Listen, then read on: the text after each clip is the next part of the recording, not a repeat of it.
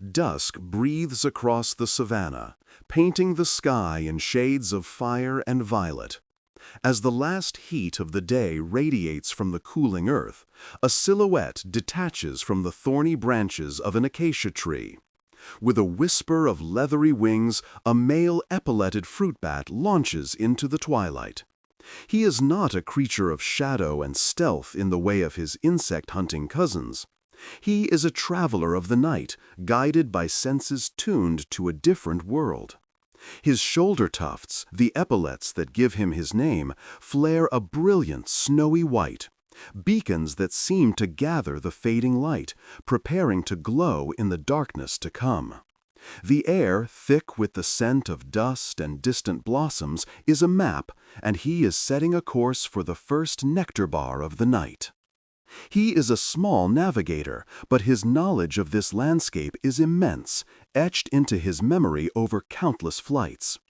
Epauletted fruit bats are connoisseurs of the savanna's sweet offerings, specialists in nectar and fruit. As he approaches his first destination, a magnificent baobab tree, his extraordinary tongue unfurls. It is a marvel of adaptation, long and tipped with a delicate brush of papillae, perfectly designed to sweep the sugary fuel from deep within a flower's bell. While he drinks, a fine powder of golden pollen dusts his face and chest, turning him into an unwitting courier for the trees. He moves with purpose from the baobab to the dangling bell-shaped flowers of a sausage tree. A pale bloom, sticky and fragrant, opens to the night air. He clings to it for a moment, his claws finding purchase as he drinks deeply, and then he is off again, ferrying life-giving pollen to the next blossom.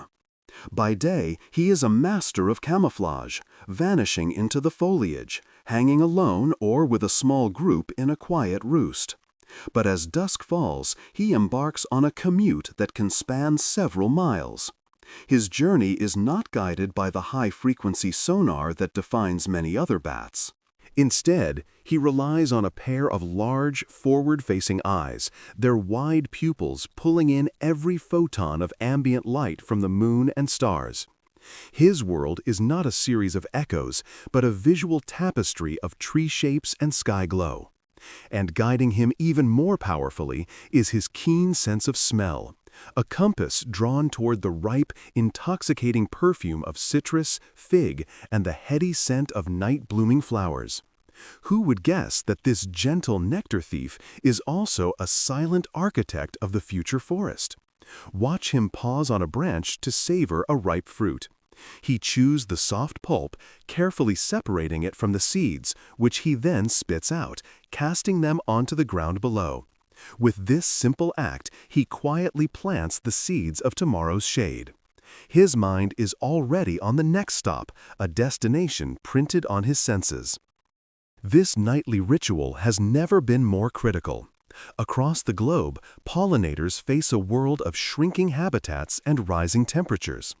But here, night workers like him ensure that local ecosystems thrive. They keep food on the tables of countless other species and help the great trees of the savanna store carbon and endure punishing droughts. But his role extends beyond that of a simple forager. He is also a singer. From a favored perch, he broadcasts a series of thin, persistent notes into the night. His snowy epaulettes are fluffed like flags, making him more visible in the gloom. A musky, sweet perfume seeps from hidden glands, an olfactory signature that carries his location on the breeze. This is his advertisement, a complex signal of sound, sight, and scent. The females, hidden in the surrounding darkness, listen and choose their mates based on the strength and stamina of these calls. For weeks, he may return to the very same branch, a testament to his territorial prowess and fitness. His arrival at a flower is like a painter approaching a canvas. He doesn't crash or blunder. He stalls in the air with remarkable control, his broad wings cupped to hover for a precious moment. At a hanging sausage tree bloom, he slips his mouth into the flower with surgical precision. The brush-tipped tongue goes to work, its backward-curving papillae raking in the liquid sugar with incredible efficiency before folding neatly away.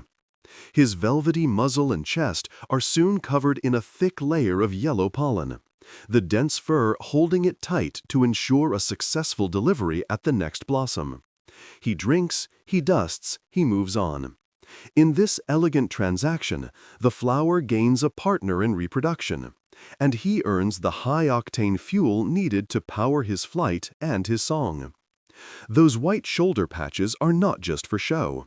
They are dynamic signals he can flash during his territorial displays or courtship rituals.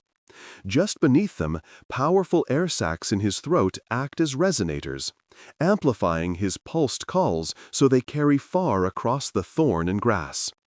His reliance on vision and smell is a key departure from the bat stereotype. Who needs sonar when the stars and the scent of flowers can point the way? This sensory choice allows for a slower, more deliberate flight, enabling him to navigate dense, thorny branches and to hover with the grace of a hummingbird. His long fingers spread a broad, flexible wing, giving him masterful control as he interacts with a delicate blossom. A well-fed male displays more vigorously, his songs lasting longer and his scent glands producing a more potent perfume. The nectar he consumes is a direct investment in his genetic legacy. Each visit to a baobab or sausage tree is a vital link in a chain that stretches across the entire ecosystem. The golden smear of pollen on his snout is a promise of fruit to come, ensuring these ancient giants remain fertile. Today, when so many diurnal pollinators struggle against the glare of artificial lights and the fragmentation of their habitats by roads, his nocturnal work connects landscapes that appear broken by day. He is a thread stitching the savanna back together, one flower at a time. By protecting his flight paths, we are protecting the entire nectar economy that feeds birds, other mammals, and even people. Under the silver light of a full moon, the pale, star-shaped petals of a baobab flower beckon him. It is midnight on the savanna. The bloom opens, creamy and wide, releasing a musky fragrance that is an irresistible invitation. Our bat stalls his flight, hooks his thumbs onto a nearby limb, and hangs, the cool night dew beating on his fur. His brush-tipped tongue unfurls once more, lapping the slow, sugary nectar as the flower generously dusts his muzzle and cheeks with its stubborn gold. He is not just feeding himself, he is participating in a co-evolutionary dance that has been performed for millions of years. These night-blooming flowers are pale to be more visible in the dark. They are sturdy to support his weight, and they are rich with nectar and musk, perfectly shaped for a mouth just like his. This is a partnership of equals. In a single night, this nocturnal pollinator can travel many kilometers, moving genes between distant groves of trees. It is a quiet, vital exchange of nectar for pollen that keeps these ancient giants fertile and genetically diverse. Studies conducted during the dry season reveal a stark reality. Where these bats are scarce, baobabs set fewer seed pods and sausage trees bear far less fruit. His work is not a luxury, it is the foundation of the woodland's future. Yet today, his journey is becoming more perilous. As woodlands are thinned and artificial light bleeds into the night sky, his commute between blossoms grows riskier and longer.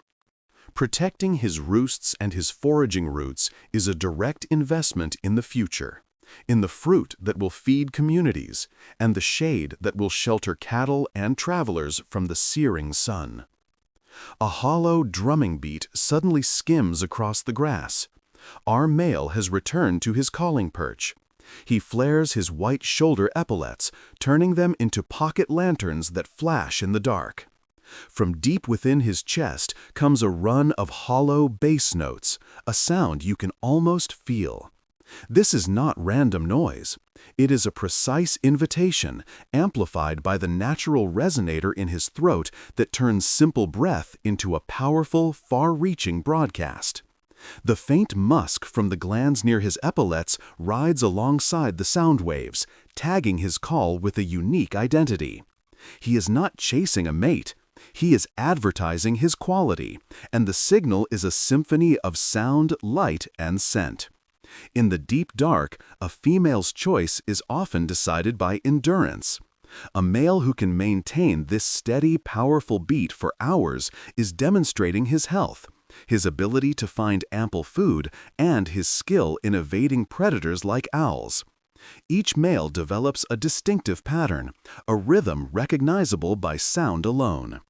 At the first hint of gray dawn, he glides back to a roosting tree, not a dark cave. The colony spreads out along leafy branches, each individual keeping a respectful distance from its neighbors. This open-air arrangement helps dissipate heat, limits the spread of parasites, and uses the foliage against sharp-eyed hawks. As the first seasonal rains arrive, a flush of new blossoms appears across the savanna. This is the time of plenty, and mothers time their births to coincide with this abundance. Most give birth to a single pup, which clings tightly to her fur under a protective wing as she flies. For the first few weeks, she carries this warm, precious bundle everywhere. Later, she will leave it tucked safely in the roost for short periods while she forages. On these flights, the young bat begins to learn the ancient routes, tracing a known line from roost to baobab, their muzzles dusted in pollen together. These maps of the night are passed down from one generation to the next. This is why the modern world poses such a threat. The glow from a city can drown out their songs and scramble their navigational routes. A changing climate can shift flowering times, creating a mismatch between when the pups are born and when their food is most abundant. Protecting roost trees in our neighborhoods and leaving the flowering giants standing in our fields is a small price to pay to keep their vital work going, and to keep our own world rich and fruitful. As dawn spills thin gold across a fig tree, our male folds his wings. His fur is still dusted with the evidence of his night's work, his breath still sweet with nectar. The white epaulettes, which flashed like tiny flags while he sang, are now hidden, folded against his chest. The calls and scents that turned him into a living signal have ceased. He flew his long routes as a matter of routine, guided by his mental map of dusk-opening blossoms and just-split fruit. He is the night's gardener, moving pollen and seeds across the savanna when the air lies still and silent. Flower to flower, he carried life where no breeze could. Fruit to roost, he dispersed seeds far from their parent trees, giving them a chance to grow in new ground. His quiet, tireless labor safeguards the foods we eat and the medicines we treasure. Each dawn, his return to the roost completes the cycle he began in the dark. His work is a quiet promise that the savanna will endure. By planting native trees, dimming our nightlights, and protecting his communal roosts, we can ensure his labor continues. We invite you to share in the comments the single characteristic of this incredible animal that you found most fascinating. Was it the brush-tipped tongue, the night-seeing eyes, or the ghostly flash of his epaulettes? Your choice helps us see what connects us to these guardians of the night. Stay with us, because as dusk falls once more, the creamy baobab flowers will open again, and there is one more secret of the savanna night we have yet to uncover.